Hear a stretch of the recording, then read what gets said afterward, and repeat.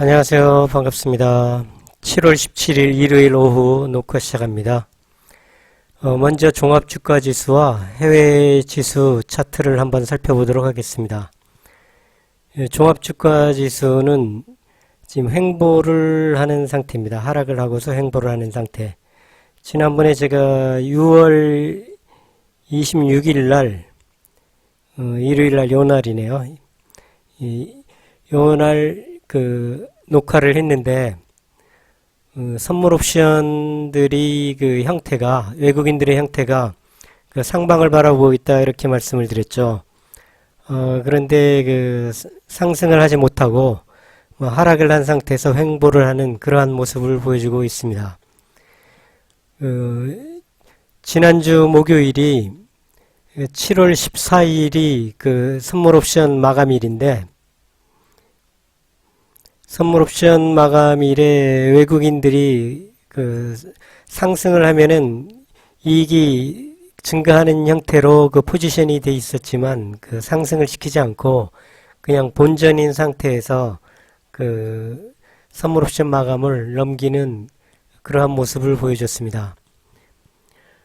지금 형태에 보면은 뉴스들이 지난주 나온 뉴스가 미국 소비자 물가 지수가 9.1%가 나왔다. 굉장히 충격적인 수치다. 이러한 뉴스가 있었지만 지수는 하락을 하지 않고 오히려 상승을 했습니다. 여기 보면 나스닥 지수가 지난 금요일입니다. 지난 금요일 1.79% 상승을 했고요. 다우존스 지수가 2.15% 상승폭이 컸죠. S&P 지수도 1.91% 이렇게 상승을 했습니다. 중국 상하이 지수를 보면은 1.64% 하락을 했습니다. 근데 상하이 지수는 미국 장보다 먼저 열린 장이죠. 상하이 지수가 마감을 하고 나서 유럽 장이 열리고 그 다음에 또 밤이 돼서 미국장이 열리고 이러한 형태입니다. 근데 상하이 지수는 그동안 많이 올랐죠. 많이 올라가지고 차트의 모습으로 볼 때 우리의 모습하고는 같이 놓고 얘기할 수가 없는 그러한 형태입니다. 그럼 여기에 원유 차트를 5일 차트를 보면은 오일이 그래도 좀 안정을 취하는 그러한 모습을 보여주고 있습니다. 120불, 여기 130불까지 갔다가 다시 조정을 좀 받는 듯 하다가 120불까지 올라갔다가 다시 지금 100불 이하로 내려오는 모습이 그나마 다행입니다. 여기 보면 심천지수도 역시 상하이 지수와 마찬가지로 하락을 한 상태, 지난 금요일 날요. 항생지수, 홍콩 항생지수도 2.19% 좀 하락이 심했죠. 그렇지만 홍콩 상해 우리나라 지수들이 아시아 지수들이 마감을 한 다음에 유럽장이 시작됐죠. 프랑스 지수를 보죠. 프랑스 지수는 금요일날 2.04% 상승을 했습니다. 독일 지수를 봐도 독일 지수도 2.76% 상승을 했고요. 그 다음에 아까 말씀드렸듯이 그 후에 유럽장이 열리고 나서 그 다음에 또 미국장이 열리죠. 그 다음 미국장이 우리 시간 기준으로 토요일 아침에 마감이 되는데 다우존스가 2.15%, 나스닥 2.79%, S&P 1.92% 비교적 큰 폭의 상승을 해줬습니다. 그러면은 여러 가지 소비자 물가 지수 같은 소비자 물가 지수가 9.1%로 발표가 됐다. 이렇게 나오는데도 불구하고 유럽장, 미국장이 상승하는 모습이 뭔가 뉴스하고는 좀 불일치하는 그러한 모습을 보여주고 있죠. 한번 뉴스를 쭉 살펴보도록 하겠습니다. 뉴스 보면은 여기 한국은행 빅스텝 그리고 이어져야 할 채무구조 조정. 우리나라도 지난주에 0.5% 인상을 했죠. 0.2% 우리나라 기준으로 보면은 한 번에 0.5% 인상을 했다는 것은 나름대로 상당히 큰 폭의 인상을 가져왔다는 얘기입니다. 자, 그렇지만서도 뭐 그렇게 주가에 큰 타격을 받지는 않았어요. 뭐 아마 그러한 것이 여러 가지 그동안 많이 하락을 했기 때문에 그러한 그 경기에 대한 많은 요인들이 그 주가에다 반영됐다. 그렇게 볼 수도 있겠죠. 다른 뉴스 보겠습니다. 물가 폭등, 중경기 둔화 여파에 미 경기 침체 초읽기. 여기서 그나마 좀 한 가지 좀 좋은 점은 그 여러 가지 뉴스라든가 그 전문가들이 얘기하는 가운데서 경기 침체라는 얘기를 합니다. 즉 언뜻 느끼기에는 거의 공황 상태로 가지 않을까 이러한 느낌이 있지만 공황이라는 표현은 안 하고 다 경기 침체라고 전반적으로 얘기들이 경기 침체 상태다. 여러 가지 지수를 예전과 비교해 볼 때 공황 상태로 접어들 때의 모습과는 좀 다르다. 침체의 상태로 좀 장기간 가다가 다시 회복이 될 수 있다. 이러한 얘기들을 많이 해요. 그 얘기는 뭐냐면은 지금이 바닥권이다. 이제 바닥 내려갈 만큼 다 내려갔다. 이렇게 말씀을 드릴 수도 있다는 얘기죠. 공황이라면은 지금보다 다시 또 더 내려갈 수가 있다는 얘기겠죠. 그런데 공황이라는 표현을 안 쓰고 침체라는 표현을 쓴다는 것은 비교적 그래도 좀 양호한 그 뉴스가 아닌가 이러한 생각을 해봅니다. 요즘 뭐 이러한 경기가 침체에 빠지게 된 이유는 뭐 크게 두 가지죠. 뭐 지난번부터 말씀을 드렸듯이 그 우크라이나 전쟁과 그 다음에 상하이의 그 코로나 봉쇄 그 두 가지가 같이 일어나면서 지난 몇 달 동안 세계 경제 자체가 아주 붕괴가 되는 이러한 모습을 보여줬죠.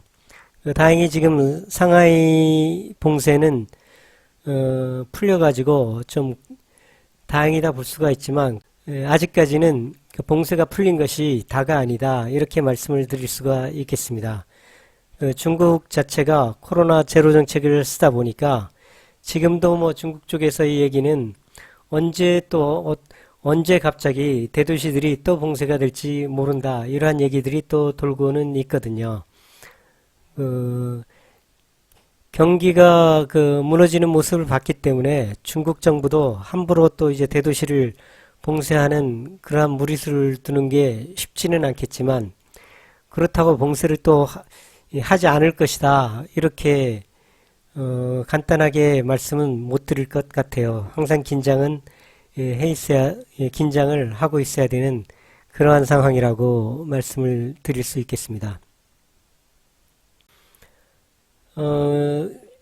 여기 바이든이 그 사우디를 방문을 했죠. 아무래도 유가가 지금 전쟁으로 인해 가지고 가스, 뭐 석유, 그 다음에 식량 이러한 세 가지, 그 다음에 철광석 등등 그런 원자재 등등이 가격이 상승을 하면서 세계 경기가 아주 엉망으로 되는 그러한 요인이 됐죠. 우선적으로 물가 상승을 막기 위해서는 원유 가격을 안정을 시켜야 되기 때문에 바이든이 사우디를 방문을 해서 원유 증산에 대한 얘기가 일어났죠. 여기 보면 빌 살만 왕세자는 현재 원유를 일평균 1200만 배럴을 증산했고 2027년까지 증산 규모를 1300만 배럴까지 늘릴 것으로 발표했다. 어느 정도 유가 상승에 대한 압력은 조금 이제 덜었다 이렇게 말씀을 드릴 수가 있겠습니다. 뭐 나름대로 좋은 뉴스죠. 경기에는요. 그 다음에 여기 또 다른 뉴스 보면은 미 연준이 이달에 0.75% 상승을 하고 9월달에 0.5% 인상한 후에 미세하게 정책을 바꿀 듯하다 이러한 뉴스가 있습니다. 삼성증권이 발표한 데에 따르면은 연준이 이르면은 9월부터 통화정책 기조에 변화가 있을 것 같다. 이란 얘기입니다. 여기 한번 읽어보겠습니다. 이런 가운데 6월 미국 소비자 물가가 9.1%나 뛰면서 41년 만에 최고치를 기록했지만 허 이코노미스트는 지난 한 달간 원자재 가격이 이미 큰 폭으로 하락한 상황에서 요즘 와서 원자재 가격이 철광석 등등 많이 하락을 했답니다. 원유 자체도 120불까지 올라가다가 지금 97불 이 정도로 내려왔죠. 이러한 상황에서 공급층 물가 압력 하락이 반영되기 이전에 6월 CPI 결과를 근거로 연준이 금리 인상폭을 확대하면 자칫 백밀러를 보면서 운전한 것 같은 오류를 범할 수 있다. 그러니까 지금 현재 이러한 9.1% 이것은 이미 원자재 가격이 하락되기 전에 그러한 상황에서 나온 수치라는 얘기죠. 그러니까 지금 원자재 가격도 어느 정도 하락을 하고 하면서 다시 이러한 높은 수치가 나오지 않을 것이다. 이러한 말을 하는 것이죠. 이 얘기는 또 어떻게 볼 수 있냐 하면은 지금 자체가 인플레이션의 현상도 지금 자체가 가장 꼭대기냐, 가장 안 좋은 상황이냐. 만약에 지금 시점에서 이 사태 자체가 가장 안 좋은 상황이다. 그러면 경기 측면에서 볼 때는 가장 바닥이라는 얘기죠. 주가의 측면에서 봐도 가장 바닥이란 얘기고, 그러면 이제 점차 좀 안정이 되기 시작하면은 경기도 완만하게 회복이 될 수 있으면서 주가도 바닥을 이제 다지고 서서히 올라갈 수 있지 않겠느냐 하는 이러한 말로 해석을 할 수도 있는 것이죠.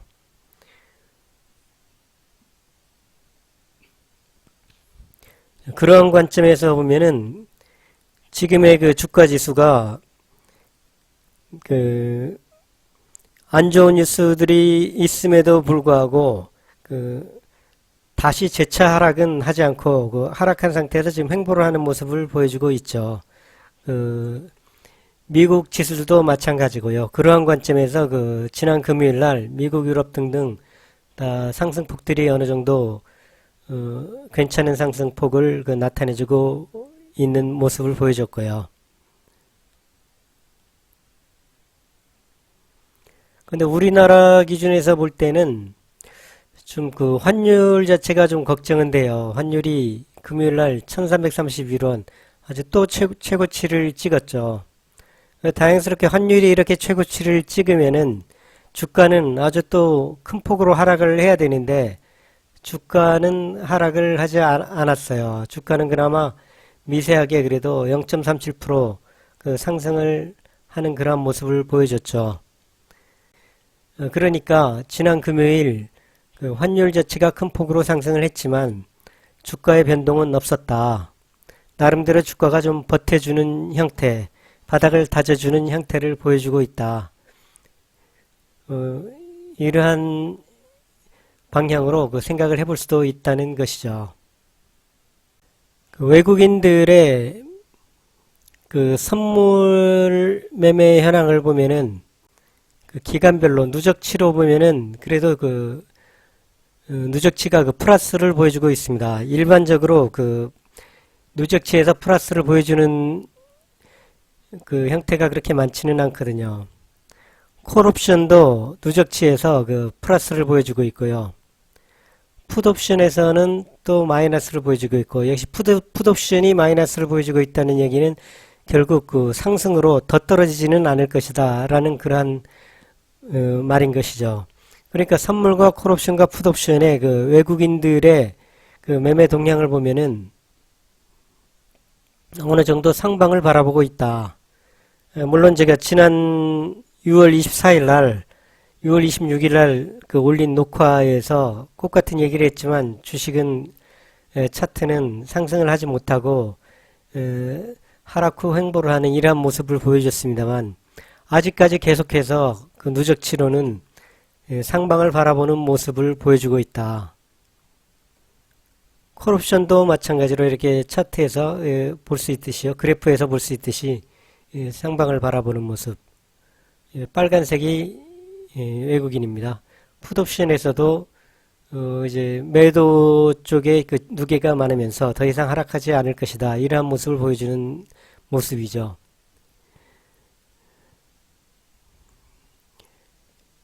외국인들이 저희 경험으로 볼 때 그 외국인들이 장이 하락할 것 같으면은 이러한 선물과 옵션에 있어 가지고 저런 상승의 모습을 상방의 모습을 보여주지 않거든요.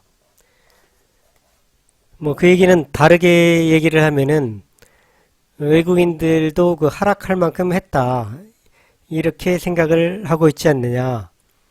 이렇게 말씀을 드려보고 싶네요. 그럼 상승을 언제 할 것인가? 그게 관건이죠. 상승이 금방 상승을 할 것인가, 안 할 것인가. 그러면 선물 기준으로 볼 때는 선물의 만기는 9월 두 번째 주 목요일입니다. 그러면 앞으로 이제 한 2달 정도가 남았겠죠. 그럼 9월 달에 가서 상승을 시킬 수도 있겠다. 뭐 옵션의 만기는 8월 두 번째 주니까 뭐 8월 가서 8월 중순에 상승을 시킬 수도 있겠지만요. 아무튼 8월 아니면은 9월 정도까지는 만약에 외국인들이 지금같이 선물 옵션의 포지션을 그 상방적으로 계속 끌고 갈 경우에 8월 또는 9월에 어느 정도 상승을 시킬 수가 있지 않느냐. 뭐 이러한 그 형태를 취하고 있다. 이렇게 말씀을 드리고 싶네요.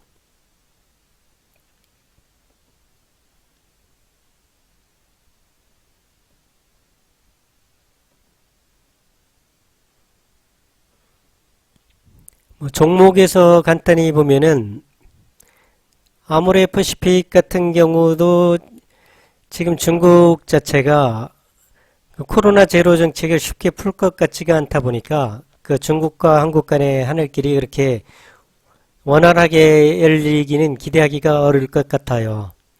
그렇지만서도 지금 워낙 하락을 했기 때문에 이전 같아서는 제가 뭐 이 정도 13만 원 선에서는 한번 매수를 하면은 한 10% 정도, 한 뭐 14만 5천 원, 요 정도만 가도 한 10% 정도 수익을 볼 수가 있는 것이죠. 그러면 단타로 한 13만 원 선, 지금 선에서 한번 매수를 들어가 볼 수도 있지 않느냐. 그러면 뭐 한두 달 사이에 한 10% 정도는 좀 수익을 낼 수 있지 않겠냐. 뭐 이런 생각을 해봤습니다.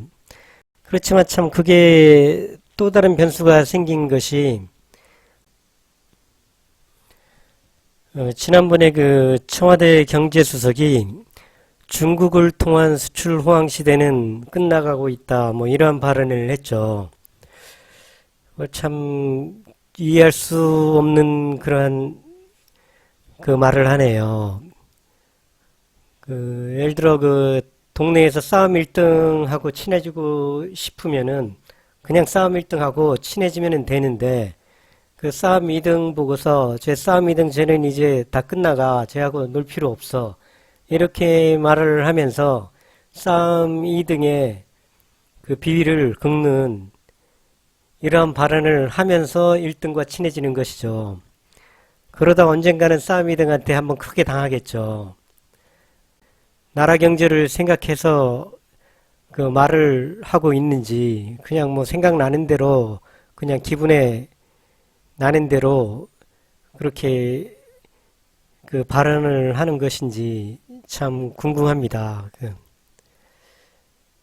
그 경제수석 정도가 발언을 하게 되면은 혼자만의 생각으로 했을 수는 없다고 보는데요. 어떠한 의도가 있어서 그렇다고 보는데 그 의도라는 것이 그 경제적인 상황을 바탕에 둔 게 아니고 그 정치적인 상황을 바탕에 둔 그러한 의도겠죠. 의도가 있다면요. 국민들은 경제가 상당히 중요한데 그런 경제에 타격을 입힐 가능성이 있는 그러한 발언을 정치적인 의도를 가지고 그렇게 쉽게 뱉는다는 게 참으로 그 무책임하다는 그러한 생각이 들어요. 그래서 그 아모레 퍼시픽 같은 경우도 사실 뭐 요때 내려오면서 좀 매수를 하라고 권하고 싶었던 그러한 종목인데 그러한 발언을 듣고 나서 이게 또 어떠한 또 벼락을 맞을지 모를 일이잖아요. 중국이 마음속으로 이 한국 애들 한번 골탕 한번 먹여줘야 되겠네. 이렇게 생각해서 어떠한 또 이 한국에 대한 그 불리한 조치를 취할 경우에 가장 타격을 많이 받을 수 있는 아이템 중에 하나거든요. 그 아모레퍼시픽이라는 그 종목이 그 중국 관련주다 보니까 그래서 쉽게 그렇게 말씀을 선뜻 드리기가 어려워졌어요. 그 경제수석의 발언으로 해가지고 제가 여기서 한번 매수를 해서 한 10% 정도 한두 달 사이에 수익을 한번 내보는 게 좋겠다. 이러한 말씀을 드리기가 상당히 어렵게 됐습니다. 뭐 판단들을 뭐 알아서 하시고요. 그 뭐 지도자가 잘못된다고 해서 나라가 없어지거나 망하지는 않겠죠. 나라는 망하지 않겠지만 백성들은 힘들어지는 거죠. 지도자 한 사람이 잘못된 판단을 하고 잘못된 정치를 하다 보면은 그 상위 10% 뭐 잘 사는 사람들이야 뭐 대통령이 누가 되든 지도자가 누가 되든 큰 걱정은 없겠죠. 그렇지만 그렇지 않은 일반 평범한 사람들은 굉장히 그 영향이 크다는 것이죠. 나라는 망할 일이 없겠지만 백성들의 민생은 굉장히 힘들어진다. 이러한 얘기를 할 수가 있는 것입니다. 그래서 참 지도자라는 게 굉장히 중요하기 때문에 그 대통령을 뽑을 때 참 잘 생각해서 잘 뽑아야 된다. 뭐 이렇게 말씀을 드리고 싶어요. 요즘 우리나라 현상도 보면은 국제정세라든가 그 세계 경제가 굉장히 어려운 상황이고 우리나라 역시 그 마찬가지 그러한 상황인데 할 일이 엄청나게 많죠. 그 지도자들이 할 일을 찾아보면은 무지하게 많다는 것이죠. 국제적인 관계라든가 경제적인 관계라든가 민생이라든가 엄청나게 많은데 요즘 보면은 그 뉴스에 그냥 시끄럽게 떠드는 게 16명씩 죽인 그 탈북민을 북한으로 보냈다는 그거 가지고 온 동네 시끄럽게 그냥 매일 떠들고 뭐 검찰 조사하네 뭐 하네 그러고 있는데 참 지금 그러고 있을 때냐는 거죠. 제 생각은. 뭐 그러한 게 우리나라 뭐 그러한 게 증시하고 무슨 영향이 있겠냐 뭐 이렇게 말씀을 드릴 수도 있겠죠. 그렇지만 증시가 상승을 할 것을 증시가 10% 상승할 걸 5%밖에 상승하지 못한다는 그러한 얘기입니다. 그런 정치적으로 안정이 되지 못하고 정치적으로 그 방향을 위정자들이 방향을 제대로 잡아주지 못할 경우에 우리가 2배의 성장을 이뤄낼 수 있는 찬스를 얻었을 경우에 한 30%의 성장밖에 얻을 수가 없게 되는 것이고 그렇다는 것이죠. 아무튼 좀 위정자들이 좀 정신 차리고 그 여야 할 것 없이 좀 정신들 바짝 차리고 좀 임해줬으면 하는 게 평범한 백성으로서 가지고 있는 바람입니다. 결론적으로 말씀드리면은 지난번에도 말씀드렸지만 관건은 이제 환율이다. 환율의 상승 부분이 조금만 멈춰준다면은 환율이 어느 정도 안정만 돼준다면은 충분히 주가는 지금 상태에서 뭐 한 10%에서 20% 정도까지는 올라갈 수 있는 그러한 모습을 보여주고 있지 않느냐 뭐 이렇게 말씀을 드려보고 싶네요. 영상 간단히 마치겠습니다. 감사합니다.